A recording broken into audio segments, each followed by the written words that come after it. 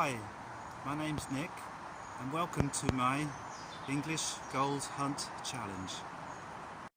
So this is the River Blackwater near where I live, and on the far side is Hampshire and on this side is Surrey. Spoiler alert, I didn't find any gold, so if you're watching this expecting to find some gold and that's a problem, then you can stop watching now, and that's okay. Have a nice day. Haven't wasted too much of your time. But if you are in any way interested, I'll share my journey and my adventure with you and see what happened along the way. It started last winter really, when it was pretty dark and cold. We were in the UK, still had the last of the COVID lockdowns, and I was watching at home too much YouTube, needed to get out, and I thought I need an adventure, something I can do.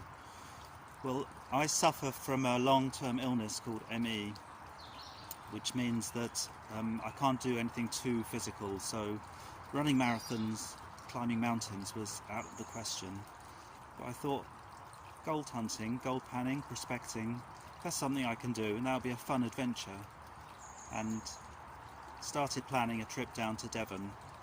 I was going to see my friend down in South Devon anyway, so I added on 3 days onto the beginning of that, and I would go out and look at some of the rivers in and around West Devon and see if I could find some gold.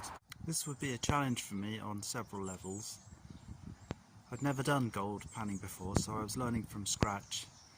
Also, I didn't want to spend a lot of money on equipment, so I set myself a challenge of making or finding all the equipment in my house, in my kitchen and around the house.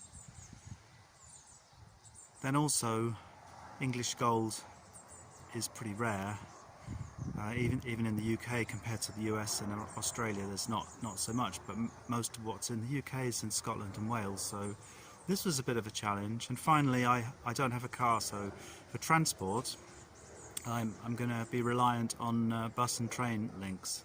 And I read in some YouTube videos comments saying, well, I don't have a car, I can't do this, how can I do gold prospecting? But I thought it should be possible to do that with a bit of planning and working out routes in advance.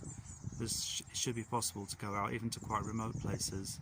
So all of those, but on the plus side, I treat it as a success if I even find a little tiny speck of gold. I'm not after a large quantity. I'm not dredging, I'm not sluicing, just panning.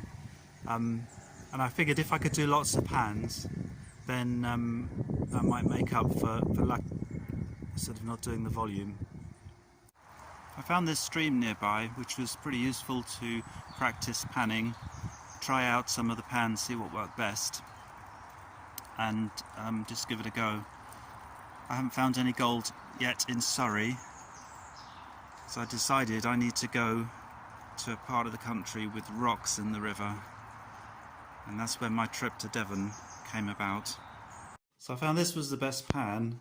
I think this was an old chicken korma package, and I've roughed it up with some sandpaper and scored some riffles in the edge there to help. I'm also doing some crevicing, screwdriver, an old spoon, an old toothbrush for crevicing. I've got some gloves, a couple of old soup pots. I couldn't find anything for classifying, so nearest I got was like the net that oranges come in. Then old washing up bottle with the lid off, wash out crevices, and then with the lid on, use that as a snuffer bottle. A couple of old shampoo bottles to put samples in and pro tweezers there. Then old garden trowel, Wellington boots, all done.